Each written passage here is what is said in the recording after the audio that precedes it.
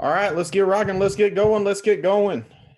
We were working feverishly to put the agenda together yesterday as I've got appointments. Jeremico's got appointments. Diana's got appointments. Hutch's got appointments. Evan's got appointments. So we're trying to get everything ironed out. We got it ironed out. I am crazy, crazy, crazy excited about what we got going on today. We've got Mr. Mark Hutchenson, teaching today. He's going to teach us on booking appointments and on closing appointments. Now, there's a saying I love, and that's there ain't but one number one. And he is the number one. He was the number one last year for us. The competition's gotten thicker this year, but I just saw recently, I've seen him turn up that fire. So I'm telling you, it's going to be good. But Hutch was number one by a whole lot last year. He absolutely crushed it in sales, has helped lead us in sales over the last few years, helped lead us in annuities. I know him and I were talking about different annuities we got brewing. So I'm telling you, you are in the best possible spot to get better at what we do. What do? We sell, we recruit, we build. That's what we're going to talk about today: how to sell, how to recruit, and how to build. We've got the agenda power pack. We are ready to rock. So I'm going to turn it over to my friend, Mr. Mark Hutchenson, and he is going to light us up on selling. Now, just be aware, Mark is extremely popular. So you may hear screaming fans in his background. It may sound like a baby, but he's got screaming fans. That's just how crazy people get about his sales training. So if you hear those screaming fans, just know that that's what it is. Mark, light us up, brother. All right, buddy. Hey, if y'all see a lot of quirky camera movement and those screaming fans, it's a little 6-week-old Kennedy that I'm on daddy duty for the next 30 minutes or so. So here about halftime, we're going to be switching off, and my wife's going to be taking her when she gets back. A lot of screaming fans. Unfortunately, it's free admission. I don't get paid for my services. So, but hey, it's good to be with y'all here this morning, this weekend, beautiful Saturday morning. They're actually calling for some snow in our area this evening. So we're fingers crossed, hoping to get a little bit of the white stuff. For those of y'all in other parts of the country that have had too much of it and are ready to get rid of it, you can send some our way because we'll take it. But we are, and along with the screaming fans here, if I have to hit pause or mute out for a couple quick seconds and do a little adjustment or call an audible, that's what's going on. So we got about an hour. We're going to jump into some training on phone script, booking appointments, and then how to close the appointments in the home. And I swear the first 10 minutes, she was doing great.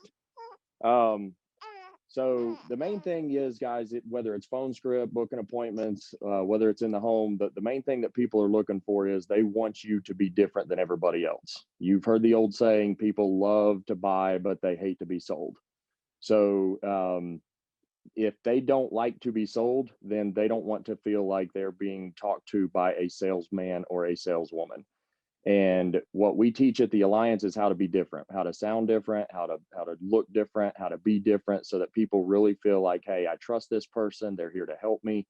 They're here to make sure that my needs are taken care of, and they can do it without the pressure of feeling like they have to sell me. So that's the big thing. When people say, well, how are you so good? How do you do what you do? I just say, hey, I'm not a salesperson. I sound different. I look different. They trust me. They know I'm there to help them. And they can pick that up from the very beginning when you first talk to them on the phone. From the time they answer that phone call to the time they hear your voice to the time that call has hung up is going to determine whether you're going to end up closing that deal in the home or not. And it's just sounding different than everybody else. So the problem that too many agents make when they first get started is they feel like they have to be overly polite, overly nice, overly salesy. I mean, they don't think of it as being salesy, but you come across as salesy when you're trying to be overly polite and overly nice. And I'll give you a few key phrases that a lot of agents use when they first get started booking appointments. And hear me out. This was me when I first started. So don't feel like, well, I just suck or I'm awful. Yes, you do. And you are. And the good news is we all did. And we all were awful first starting. But it's a process that you learn. And we always say whoever goes out and messes it up the fastest, the mostest is the ones that's going to win big.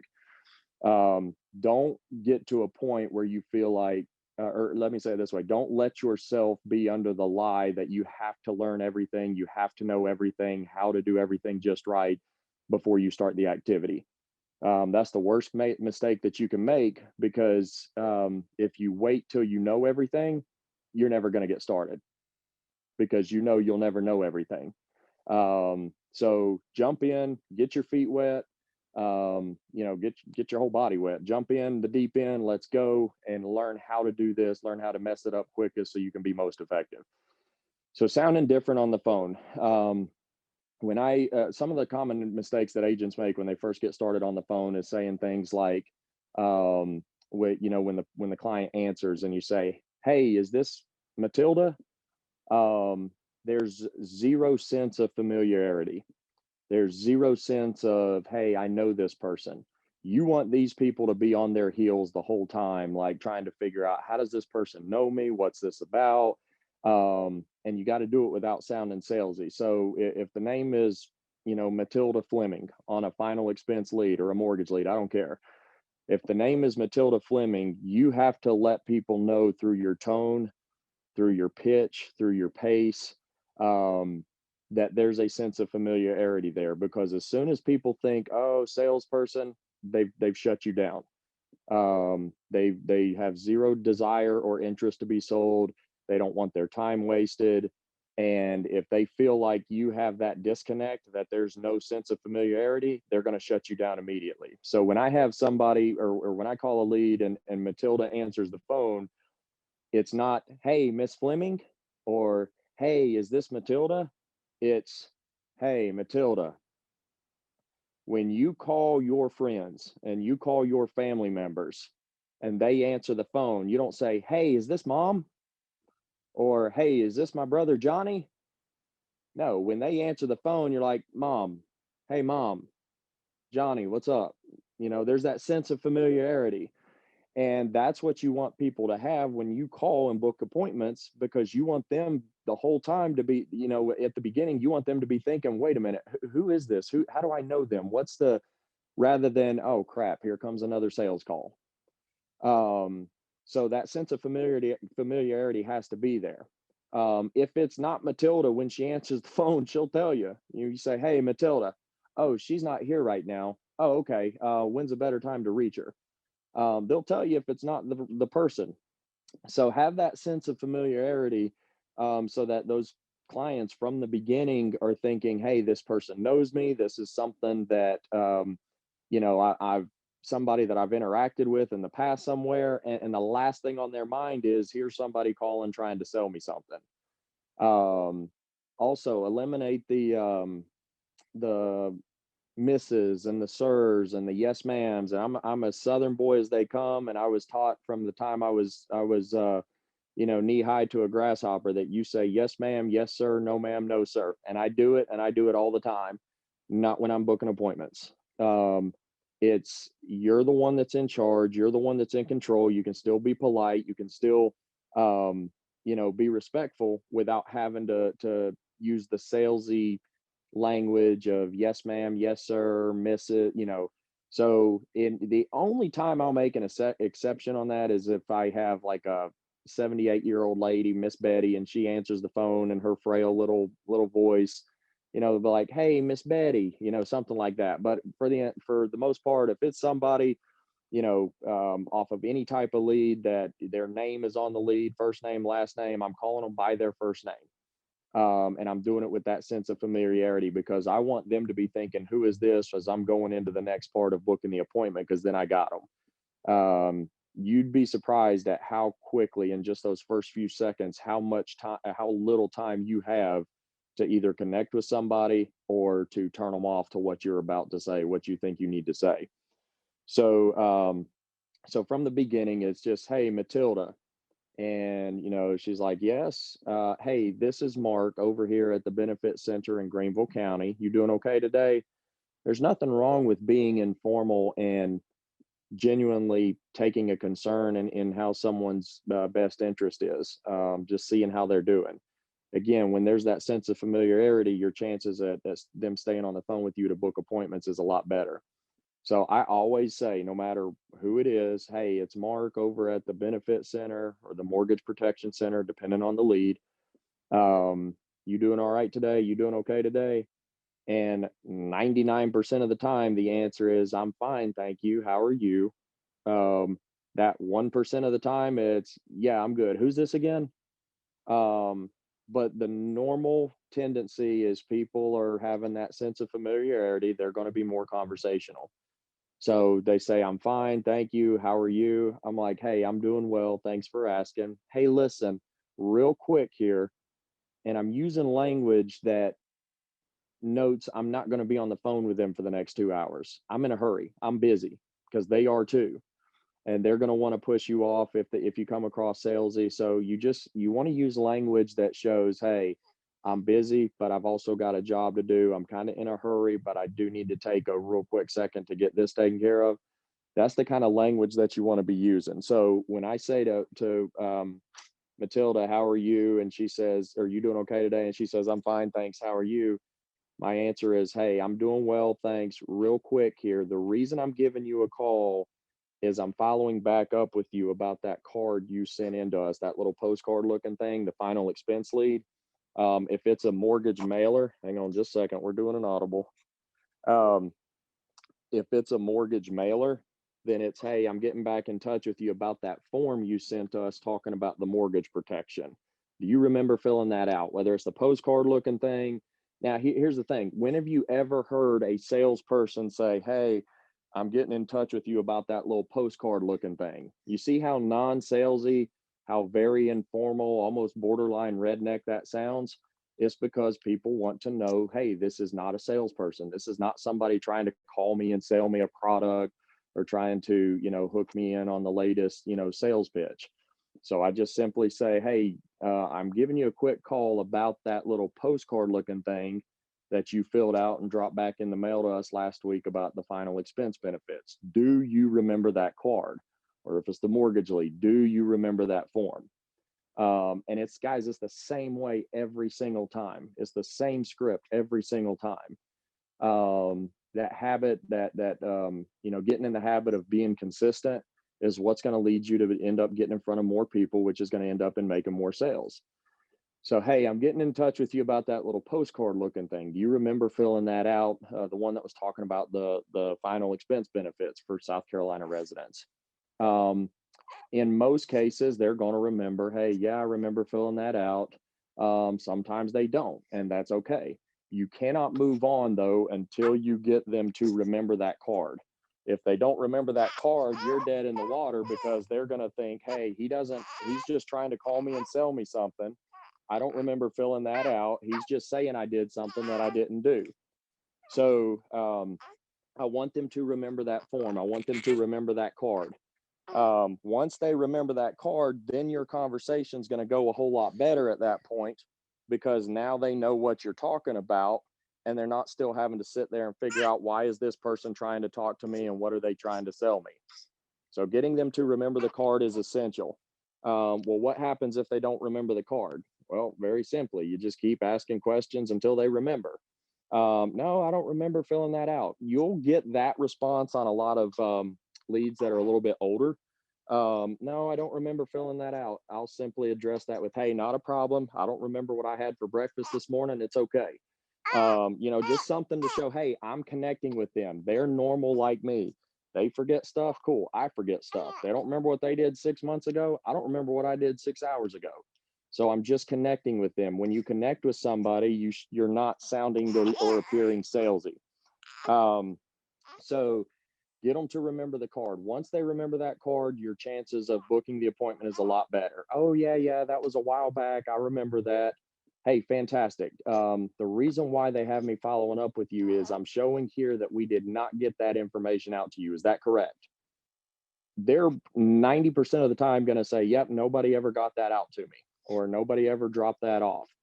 Even if somebody tried to, or even if somebody did, their answer is going to be, nope, nobody got that out. And then that's where I follow up with, hey, I'm so sorry. It's been a few weeks, few months. COVID's been crazy. Everybody's been backed up, people getting laid off, things slowing down. We're in the same boat. But we also know that this is important to you. So we definitely need to make sure that we get this out to you right away. And that's why they have me following up with you. So my job is real simple.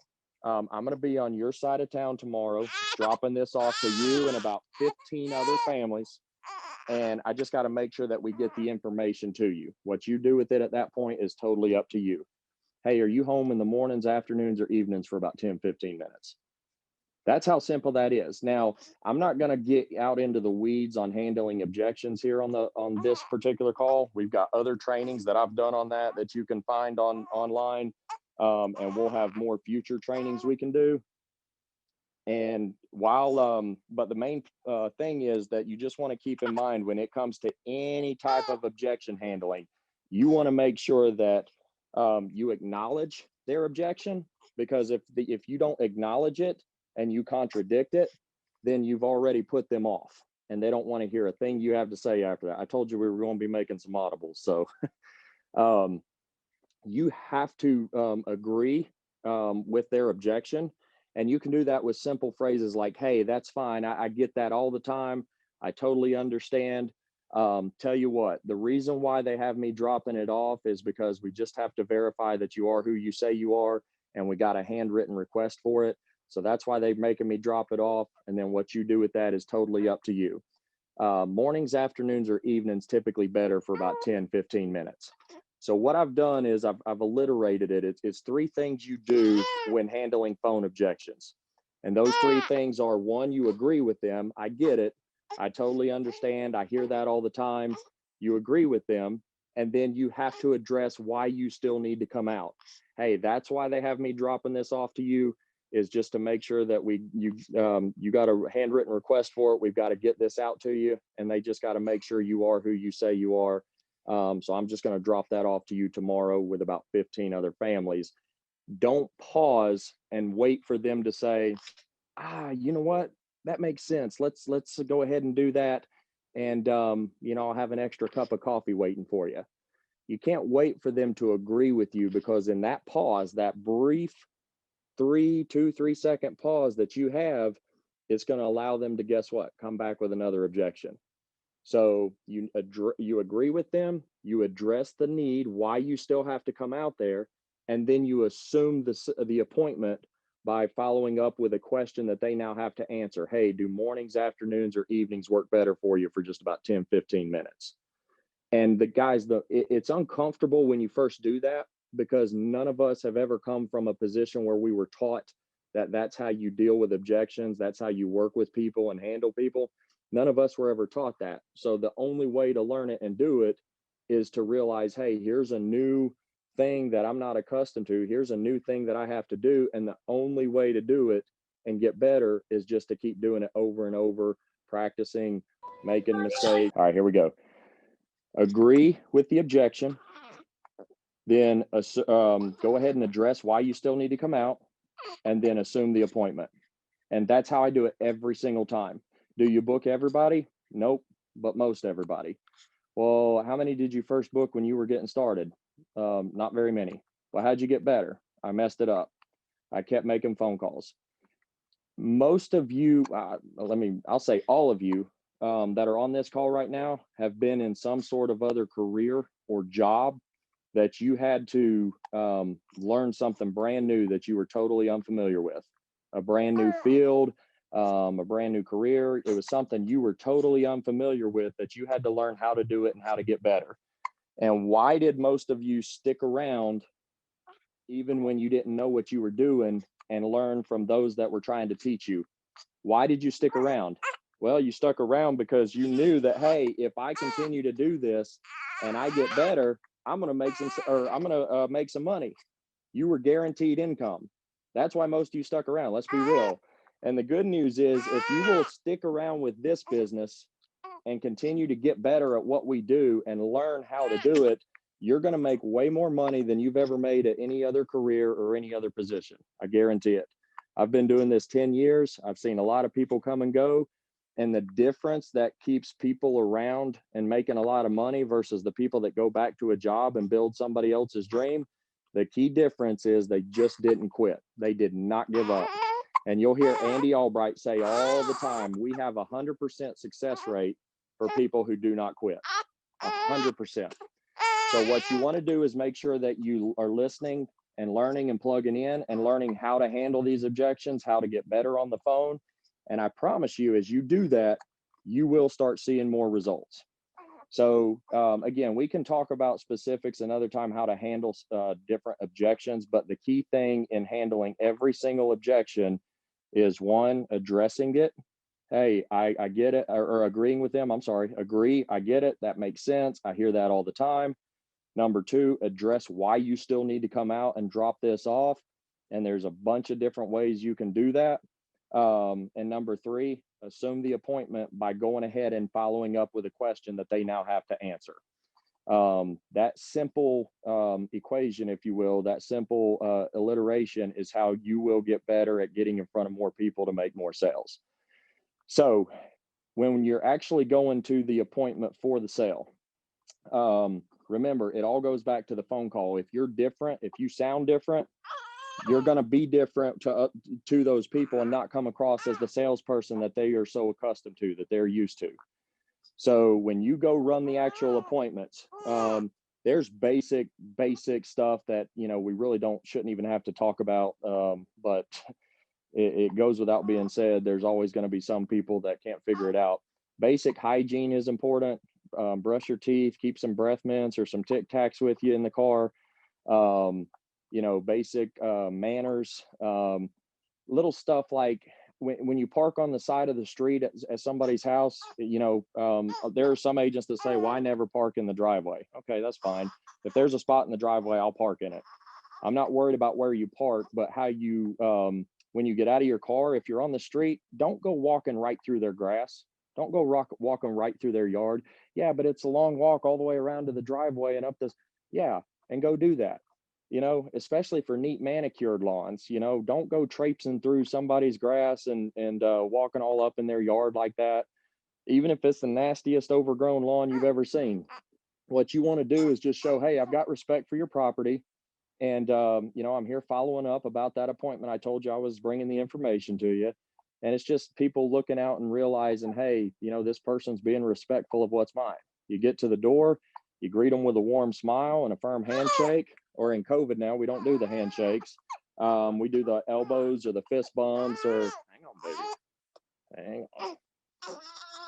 We do the elbows or the fist bumps or, you know, just having that sense of, you know, you're not overly excited to see them because that sounds salesy, but you're still polite, you're still respectful, you want to have that attitude of control, that attitude of, hey, I know what I'm doing, I'm confident, I'm here to help you. When you're running your first few appointments, I get it. There's the jitters, there's the nervousness of, I don't know what I'm doing. What do I do if I get stuck? I don't know what to say. First off, that's where the ATM helps. The ATM keeps you right on track, segmented throughout the entire process, so you know what to say next, what to do next. And that ATM is so important to help new agents with that process. So the nervousness is going to be... Hang on. The nervousness is going to be there. It's always going to be there in those first few stages. But again, going back to the whole, hey, those that keep doing it, those that get... Hang on just a second. Good news is we only got about 10 more minutes and it's going to be halftime. The nervousness is there. But the only way to overcome that and to build that confidence is just to keep doing it. And you're going to go into homes and you're going to mess it up and you're going to come out of there thinking, man, I should have done this differently. I should have said this. Or you're going to call your upline and say, here's what I did. Here's what I said. Here's what happened. And they're going to say, hey, in the next situation you face like that, instead of saying what you said, try this, say this. And you're going to be like, oh, I should have thought of that. You've already coached me. Yep. But it's a process. And those that do it more and mess it up quicker are the ones that are going to get better and start seeing the results. So one thing I teach my agents to do is, come on, kid, you're right. You're right. One thing I teach my agents to do is to record yourself. when you're in the home. Most phones have a recording app on there. You can download one, record yourself in the home.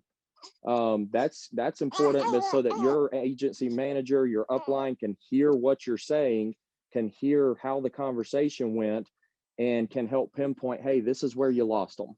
Or when they said this, this is where you could have come back and answered with this and asked them this question. I'll say it this way. If you, and this isn't me being mean, this is 100% truth. If you are, if you're getting a lot of let me think about it in the home, you have either not connected with them, or simply put, they just don't like you. Or I guess the third reason is it's just not a big deal to them. It's not your job to make it important to them. It's your job to help them if it's important enough to them. You can help build the value of why they, help them see why this needs to happen. And you do that through asking questions. So when I'm sitting down with people at the table, I've built the rapport. I've helped them, help them get comfortable.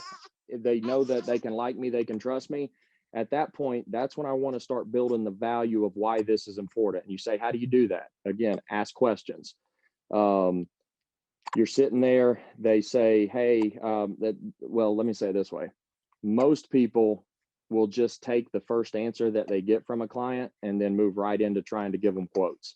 So when you go back to the lead, the rapport's there, the trust is there, you go back to the lead and say, hey, Matilda, when you sent this in, and I say this every time, what was the primary concern that prompted you to take the time to fill this out, walk it back to your mailbox, drop it in, and send this off?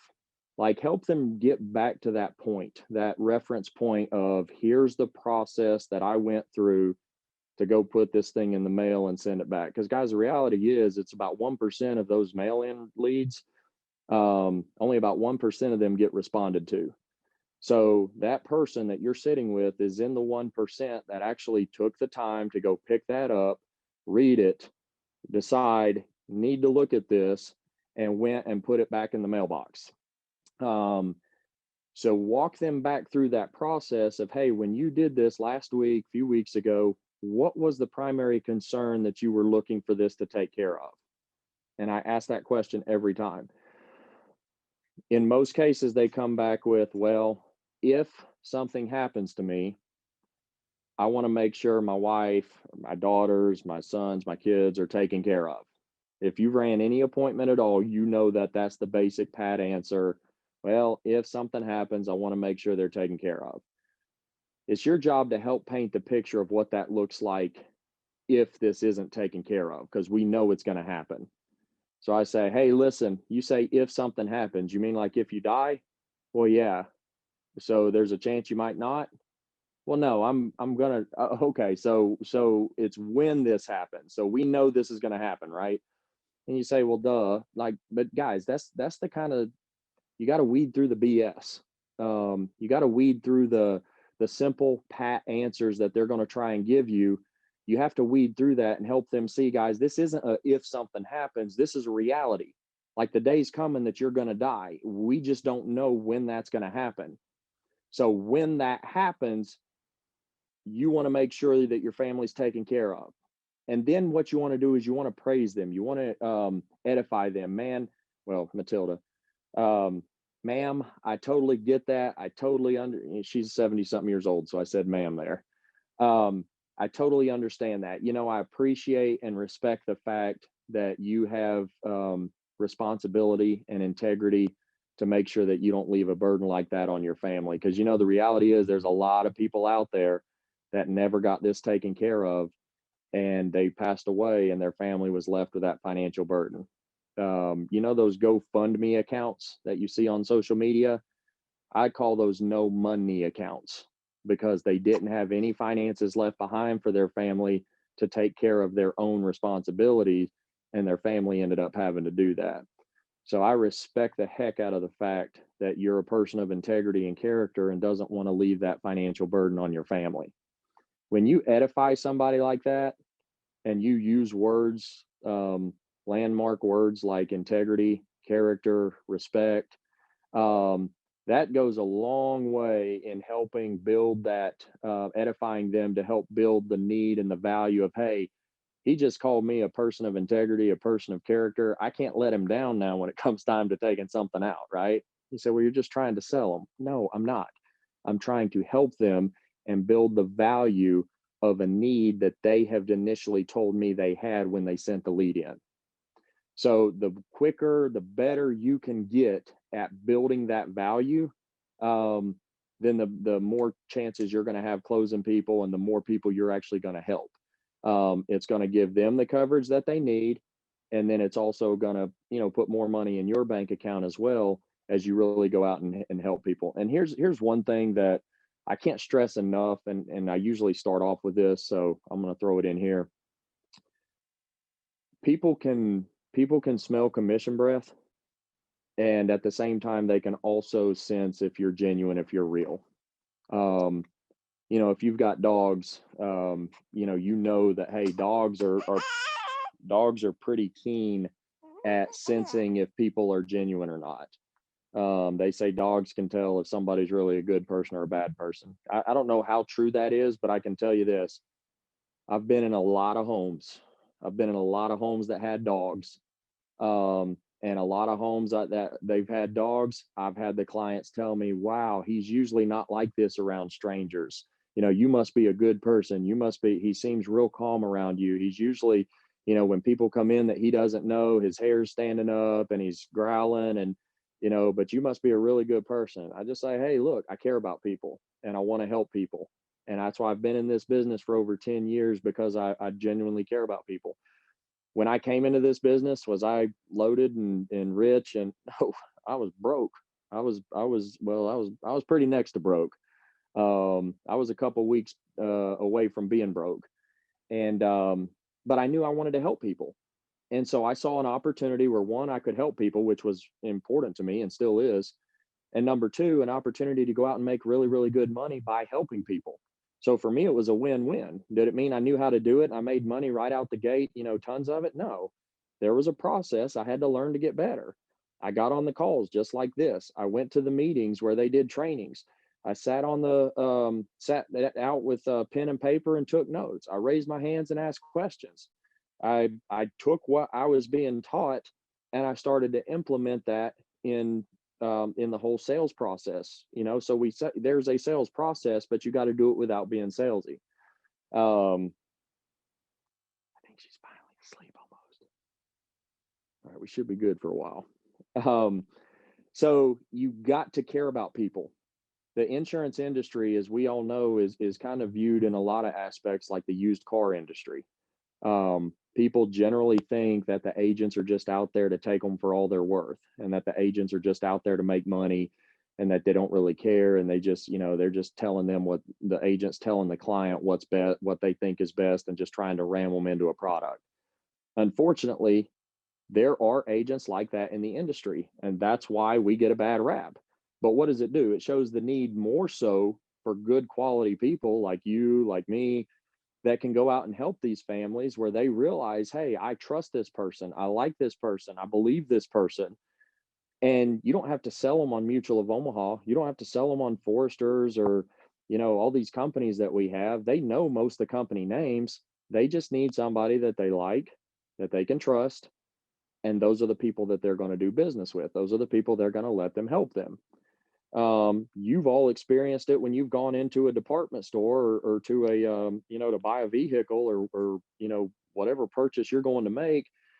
You walk into a department store and somebody comes walking up and says to you, hey, what can I help you with today? What's your answer? What's your response? Every single time? No, thanks. I'm good. I'm just looking.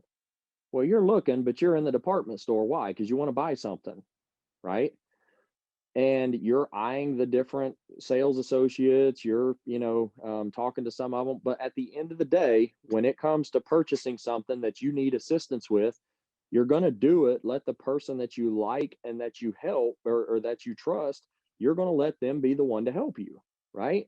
You're not going to sit there and carry on conversation with somebody, a sales associate that makes you feel awkward or that can't, has a hard time putting two words together, or they're fumbling over themselves, or you're not going to sit there and listen to that because you're uncomfortable too.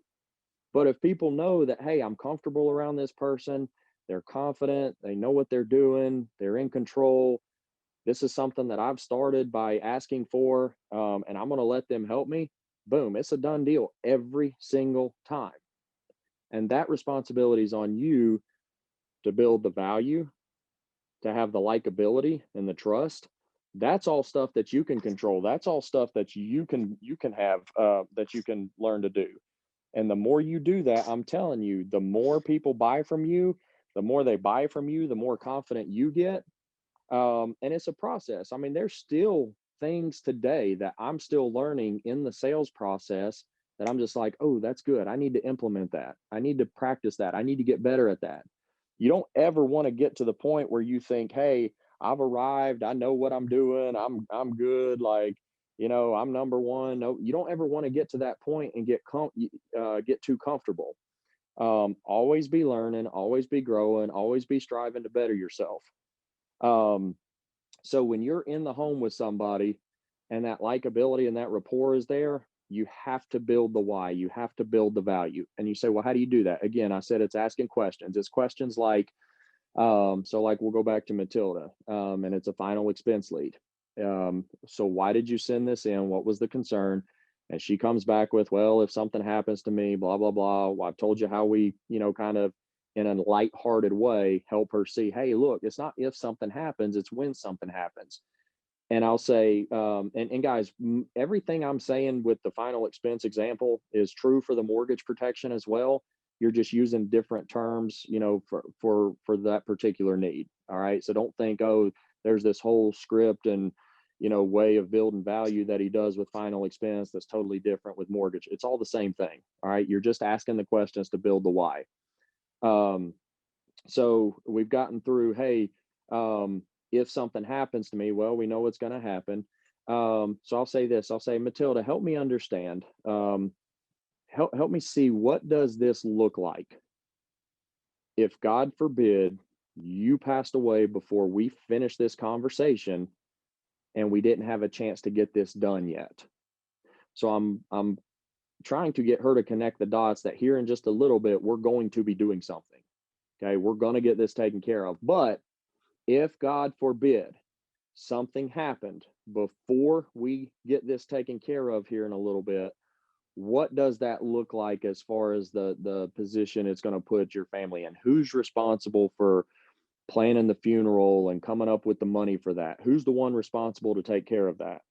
And she'll tell me, well, it would be left up to my two daughters. Okay. And what are their names? Because I'm trying to make it personable, or personal. What are their two names? Well, their names are Mary and Melinda. Okay. All right. So Mary and Melinda would be the ones that would have to end up paying for all this. Is that what you're saying? Well, yeah, they would have to do that. Okay. Do they have, 10, 15, $20,000 just sitting in an account waiting for you to pass away so that they can just write a check for that to the funeral home and cover everything? Like, do they have that? And, there's usually an awkward laugh. Haha, no, not really. Like, duh. I mean, that's the answer you need them to get to, right? So, well, no, there's not. And I'll be like, okay, do you have any other life insurance in place? Now, this is key because this is where I'm going to start finding out what they're already paying on. If they say, no, I don't have any life insurance, then I follow that up with, okay, so this is why I'm here today. This is why we need to get this taken care of, like yesterday, right? Is that why I'm here? And you want her to acknowledge that. Yes, that's why I'm here, because you want her to know that, hey, my kids are screwed if something happens to me. My kids are completely screwed if I stroke out today before this is taken care of, because they don't have money sitting in an account to cover this. And I don't have any life insurance that's going to pay out. And remember, you've already built it up to, hey, I respect the fact that you have the character, the integrity to take care of your responsibility to make sure your kids are taken care of. You've built all that up so that at the end of your conversation, it only makes logical sense to know, hey, we're doing the next thing of getting this taken care of. Like, that is the next step in the process. And I hope this is resonating with you, because if you don't understand that, you're going to continue going into people's homes, asking them why they filled out the form. Okay, well, they said they wanted to take care of their family, and I showed them how for $129 a month we could do that. And you see mama's home. By the way, our almost 3-year-old is potty training. So hopefully there's no accidents upstairs while I'm been trying to get this one taken care of. As you can tell, it's pretty hectic around here right now. But if you keep going into homes and just trying to run quotes, or just trying to, well, let's see if we can save you some money. Those are all sales words. Those are all sales concepts, sales terms. And remember, if people think you're trying to sell them, they are not going to buy. Even if you can save them $20-$30 a month, they are not going to buy. So you have to, here we go. Hang on just a second. She just fell asleep. All right. All righty. A little bit calmer now and not as much movement. You have to have them at ease where they don't feel like they're being sold. So I never use phrases like, well, hey, listen, we can save you some money here. I never use phrases like, well, do you mind if we take a look at your policy and see if we can, keep some more money in your bank? Like, you don't ever want to say that kind of stuff. It's all salesy. You have to be the one that's in control, the one's in charge. So going back to building the value, when I've helped them see, hey, we're going to be doing something here shortly, but if you don't have this taken care of, and God forbid you stroked out before we take care of this in just a little bit, they need to know that their family's screwed. Financially, their family is screwed. And if they have that sense of urgency, if that why is there, they're going to buy. They are 100% going to buy. And you've got that credit, if you will, in your account with them of, you've already told me you didn't have anything in place. And you've already told me that they're essentially screwed if you don't have anything in place. So the next logical step is, we're going to get this taken care of. 100%. We have to get this taken care of. And guys, when you heard the old expression, when value exceeds price, people buy. If you're an agent that's just going right into trying to quote them, all you're doing is just giving them price. That's it. And that's all people see is price. Well, it's too expensive. Well, it's not enough coverage for what I'm going to have to pay. That's all people see. But when the value is there, hey, look how this is going to take care of my family. Look how we don't have to set up a GoFundMe account when I die. They don't have to. Look how I can have this taken care of and put my head on the pillow at night with peace of mind, knowing if I don't wake up in the morning, my family's okay. My family's okay. Hindsight's always 20/20, right? And I'll say this, I'll be like, hey, listen, would you rather you die 5 years from now and see your family have to struggle, have to set up a GoFundMe account, have to have the local church do a car wash or a pie bake or whatever to raise money just to put you in the ground? All the time, your family cannot properly grieve your loss because they're stressed out financially of how they're paying for this thing. Or maybe they have to take out a loan, and every time they go to make an installment payment on that loan, they're just rehashing, yep, here's another $115 this month that I'm paying this loan back because mom passed away and didn't have anything in place. Would you rather your family have to go through all that when you pass away? Or would you rather know that, hey, for 60, 70, $80 a month, your family didn't ever have to worry about that or go through that no matter when you pass, whether it's tomorrow or whether it's 35 years from now? Which one would you rather have happen? When you build the why like that, when you build that value, I'm telling you, hands down, people are going to buy. People are going to buy. People are going to buy. But if you just go in thinking, oh, well, they said they needed it, so I told them that, I could get them $20,000 for $119 a month, and they didn't do it. But they really like me. Like, I gave them my business card and they really like me. That's so adorable, when an agent tells me that.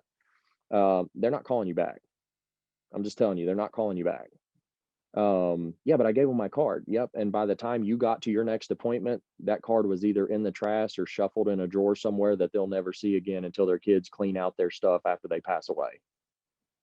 100%. Like, I don't give out business cards. I quit doing that. You're wasting money, you're wasting time.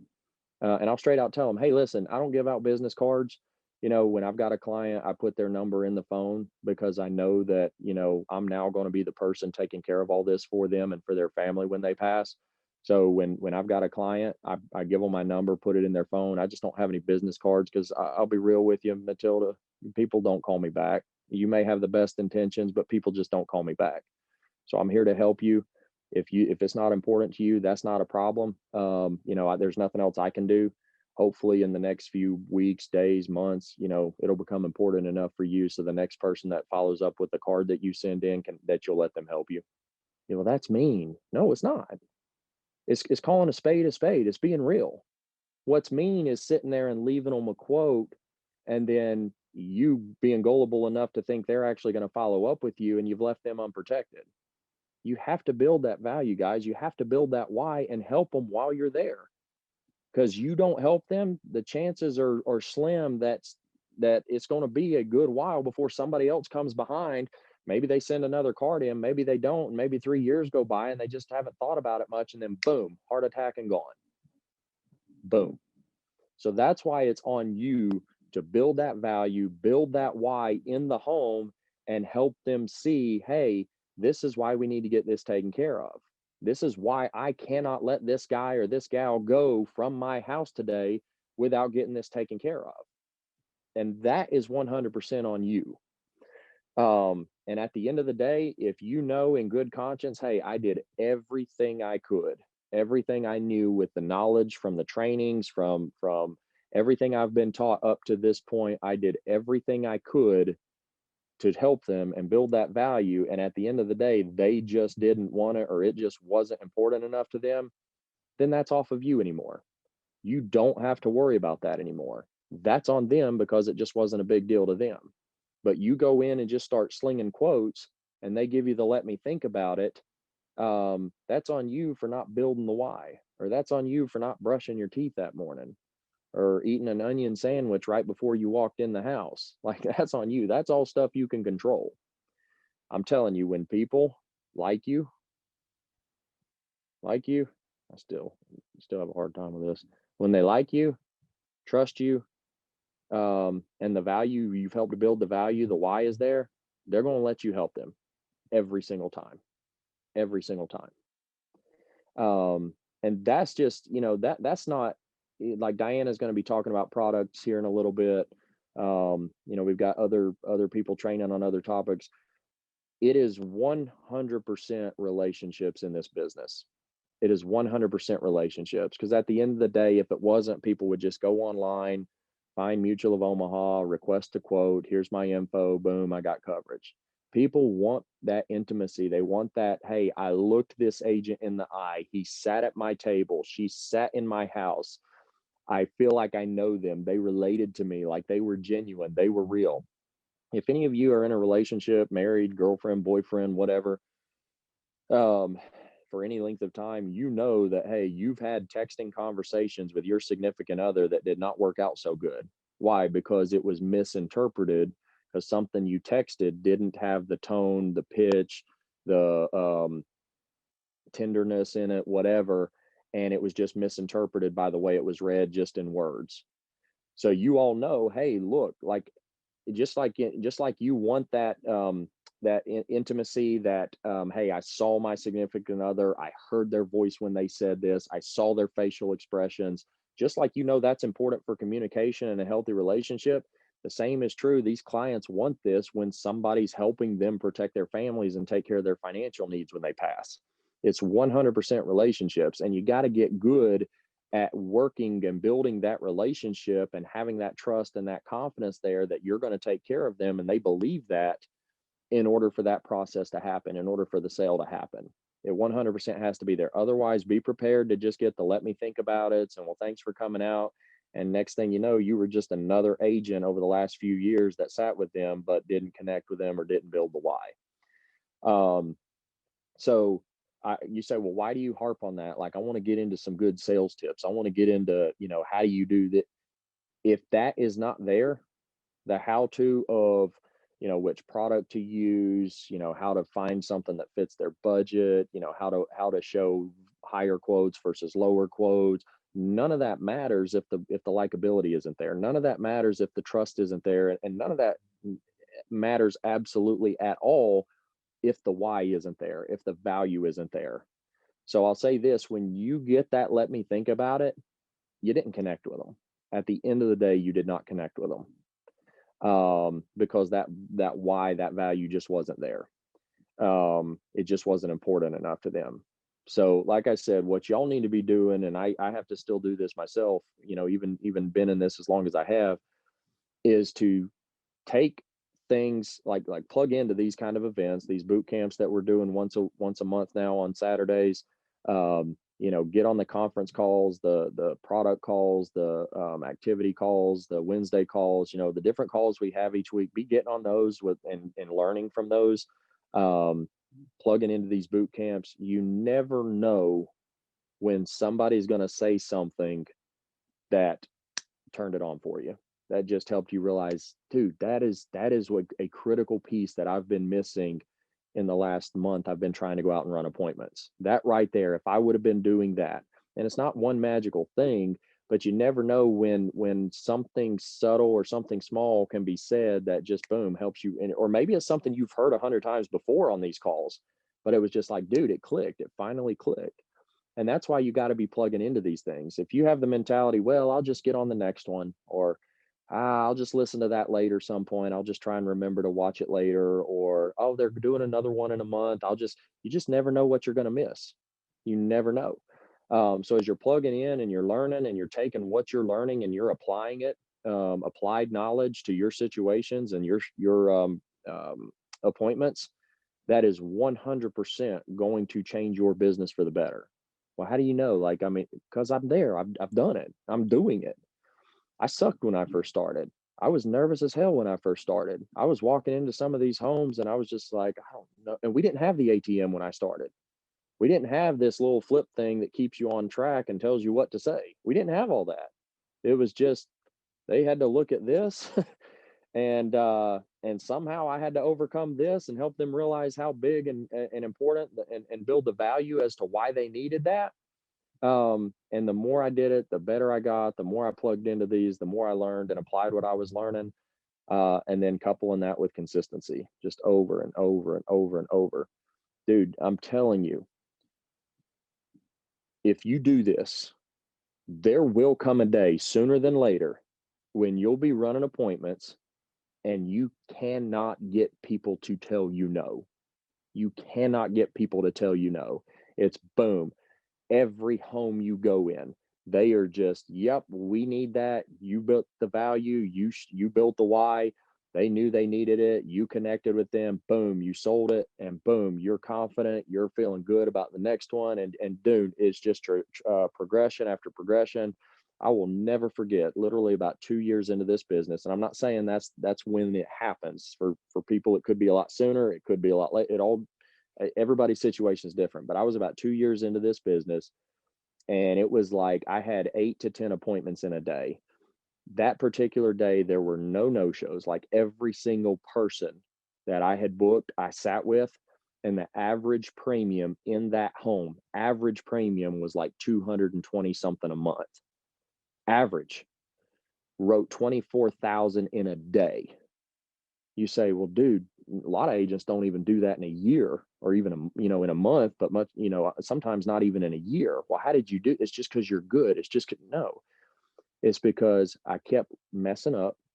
I got consistent with learning how to get better. When I went out and had a good week, I didn't sit there and take 3 weeks off because I had a little extra money in my account from a really good week. I went out and was just consistent over and over and over. I had a good week. Awesome. Let's go out and do it again. Had a piss poor week. Awesome. Let's go out and do it again, because I still learned a lot. And the more you take that consistency and take that applied knowledge that you're getting and couple that with consistency week after week after week after week. That's how you get really good doing it. And the gooder you get, there's a redneck in me, the gooder you get, the more that confidence grows. The more that confidence grows, the more you feel invincible and you know, hey, I've got what's best to help these people. And with our products, we do. And then people follow people they like and they trust. They follow people that exude confidence. They follow people that show leadership ability.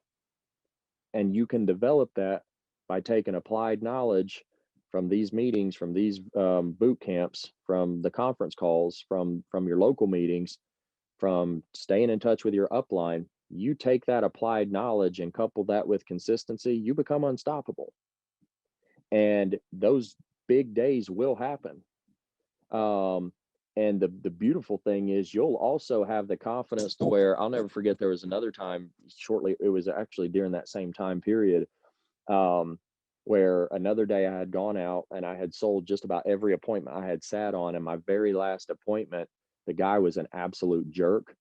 And I didn't feel the need to sit there and try and strong arm him into making a sale because I only booked 3 appointments that day. One of them no-showed me. One of them I didn't connect, and they said, let me think about it. And now I've got 1 appointment left and I've got commission breath and I'm trying to make a sale. So now I'm having to argue with this guy to make it. I didn't have to do that. Everybody before had already sold them. It was the end of the day. I was tired. I was 45, 50 minutes from home, and he wanted to sit there and be a jerk. Boom. I had full confidence knowing I'm not dealing with this. This isn't important to you. Cool. Don't waste my time. I'm not dealing with this. Packed my stuff up and walked out his house because I didn't have to worry about trying to bend his arm to sell him, because I had already had a great day, because I had the confidence of going out and helping people and had already helped a lot of people. And I'm telling you, this stuff is going to happen for you, but you have to take what you're learning and what you're applying, and you have to go out and be consistent with the activity. There's a ton of appointments in the beginning that I did not book because I sucked on the phone. There's a ton of appointments that I sat in the beginning that I did not close because I sucked. And that's okay, because those phone calls of booking those appointments that I sat, that I didn't close, that I got the let me think about it's in, it was those phone calls and it was those appointments that gave me the experience and the learning curve and the adjustment and the whoops, made a mistake here, don't do that again, or made that mistake 3-4 times in a row, I better quit doing that. All those were the experience that taught me how to make those changes, how to get better, and how to get to the level where I'm at now. And I'm just 100% telling you, if this country boy from North Georgia can do this business, anybody can do this. There's a system that we have in place. There's training that we have available, that if you will apply yourself and make the commitment to learn, and then follow that up with the commitment to go do the activity every single week, regardless of your results, you will get better. You will see a lot more results. Your bank account will grow a lot bigger, and your situation will change. And with that comes more confidence. With that comes more, the confidence to go out and help people. And like I said, people follow people that exude confidence. They follow people that have leadership ability. And you may think, well, I'm not a leader. I don't have that confidence right now. Awesome. I didn't either. Any other top producer in here will tell you that they didn't have that either. But they got it and developed it as they went out and messed it up and made mistakes and kept learning and kept applying and coupled that with consistency. And I'm telling you right now, like, that will 100% change for you. How fast you want that to happen determines how much you're willing to apply yourself to the learning and to the consistency of doing the activity. So the biggest things that I want you to take away from this, and I'm getting ready to pass this off to Diana, and then we're fixing to head out. The biggest things I want you to take away from this is, 1, do whatever the hell you have to do to not sound salesy. It eliminates salesy language from your vocabulary. Eliminate salesy tone from your vocabulary. And it's okay if you've been with us a year and a half, and you still mess up and make that mistake. And your upline corrects you, or whoever you're talking to, the somebody that's been doing this a while, and they correct you, boom, just realize, hey, all right, I made a mistake. I got to eliminate that. I got to quit doing that. Because the quicker you correct those mistakes, the better you get. So do not sound salesy, whether it's on the phone or in the home. Eliminate that. And if you need help on learning how to do that better, then plug into your upline. I was talking to one of my guys last week, and he was telling me, and I was sitting in the home, and here's what I said. And I was asking them if they would, if I could save them money if they wanted to do. And I said, bro, why did you say that? Well, I said, man, come on, that's salesy. Don't say that. You're just a salesman at that point. And he was like, I got it. You're right. And he's working on eliminating that. And he's going out and seeing results. And it's like I said, it's okay to mess up. What's not okay is to sit there and think, well, I'm just going to keep doing it because that's just what I do, and that's just how I am, and I'm just super polite. So I'm sorry if it comes across salesy. That's just how I am. Okay, that's fine. You're not going to make those changes. You're not going to see better results. I'm just telling you. So eliminate the salesiness, and then in the home, you have to build the likability and the trust, and then you have to build the why. You have to build the value, because when value exceeds price, that's when people buy. And I don't care if they're paying $20 a month or if they're paying $520 a month. My job is to help them get the coverage that they need, that they have asked us for, that they've reached out to us for, help them get that in place, and let them know, hey, look, we've got this taken care of for you. I'm here to help you. I've got the resources. You can put your head on the pillow at night knowing if you don't wake up tomorrow, your family's completely taken care of. And when people have that, when they know they have that confidence in you, and that and they trust that, and they let you help them and lead them, they're going to follow that up with, hey, my mom also has a policy like this. Can you look at this for her? Or, my sister needs coverage too on her and her kids. We were talking, the best phone calls, text messages that you can get are, hey, Mark, don't know if you remember me. This is so-and-so. You helped me with my insurance about 6 months ago, and my sister's looking for insurance, and I told her about you. But those are the best kind of phone calls and text messages that you can get, because people know, hey, I like that person. I trust them. They helped me see how they helped me build the why. They helped me understand the value of what this was doing, and they got me taken care of. And now I trust them to go help my family. Guys, I'm telling you, it's if you could see what I can see now, and be on this side looking back, every single one of you 100% would say, all right, let's go. It's worth it. It's worth it. I got to get my hands dirty. I got to get in there. I got to roll up my sleeves, and I got to go to work, but it's worth it. It's worth it. I promise you it is. Every other person on this call that's doing the training will say the exact same thing. It's 100% worth it. Just don't be salesy, be likable, build the why, and build and stay consistent. Do that consistently. And the more you do that, the more things will change and get better for you. I promise. We're here to help any way we can. Looking forward to doing these on a regular basis, guys. I'm going to flip this over to Diana. Diana, light them up, help them out with some good product knowledge, and appreciate you taking over.